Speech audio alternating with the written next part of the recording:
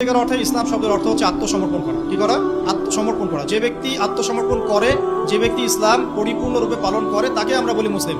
যে ব্যক্তি ইসলাম পরিপূর্ণরূপে পালন করে তাকে আমরা বলি মুসলিম। যেমন এই মুসলিম শব্দের সাথে যে নবীর নাম জড়িত সেটা হলো, তিনি হলেন ইব্রাহিম আলাইহিস সালাম। সূরা হজ পড়ে দেখবেন, হুয়া সাম্মাকুমুল মুসলিমিন, তিনি তো আমাদের নাম দিয়েছেন মুসলিম, এই জাতির নাম দিয়েছেন, তিনি আমাদের জাতির পিতা, মুসলিম জাতির পিতা। তো ইব্রাহিম আলাইহিস সালামের ব্যাপারে আল্লাহ পাক বলছেন, ইয ক্বালা লাহু রাব্বুহু আসলিম ক্বালা আসলামতু লিরাব্বিল আলামিন। যখনই আল্লাহ পাক ইব্রাহিমকে বলতেন আলাইহিস সালাম যে আত্মসমর্পণ করো, ইব্রাহিম আলাইহিস সালাম কোনো বিজ্ঞান যুক্তি দর্শন খুঁজতে যেতেন না, তিনি বলতেন আসলামতু লিরাব্বিল আলামিন, আমি বিশ্ব জগতের প্রতিপালকের কাছে আত্মসমর্পণ করলাম।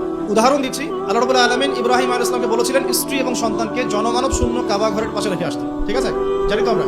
ইব্রাহিম আলাইহিস সালাম জানতেন সেখানে কোনো মানুষ নেই, কোনো পানি নেই, কোনো প্রাণীও নেই, না খাবার আছে, না পানি আছে, না কোনো প্রাণী আছে। এরপরেও তিনি স্ত্রী এবং সন্তানকে সেখানে রেখে আসলেন। আল্লাহ পাককে প্রশ্ন করলেন না কেন রেখে আসবো, এর পিছনে কারণ কি, যুক্তি কি, দর্শন কি, জিজ্ঞেস করেছেন।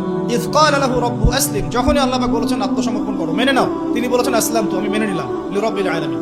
আল্লাহ রাব্বুল আলামিন তাকে বলেছেন যে তোমার সন্তান ছোট, হয়তো বয়স হবে 10, 12 বা 15 বছর। আল্লাহ পাক তাকে বলছেন সন্তানকে জবাই করতে হবে। কি করতে হবে? জবাই করতে হবে। তিনি চলে গেলেন, সন্তানকে বললেন, ইয়া বুনাই, হে আমার সন্তান, যার নাম ইসমাঈল আলাইহিস সালাম, ইন্নী আরা ফিল মানামি আন্নী আযবাহুক, আমি আমার স্বপ্নে দেখেছি আমি তোমাকে জবাই করছি। কি করছি? জবাই করছি। আর নবীদের স্বপ্ন কিন্তু ওহী। নবীদের স্বপ্ন কি হয়?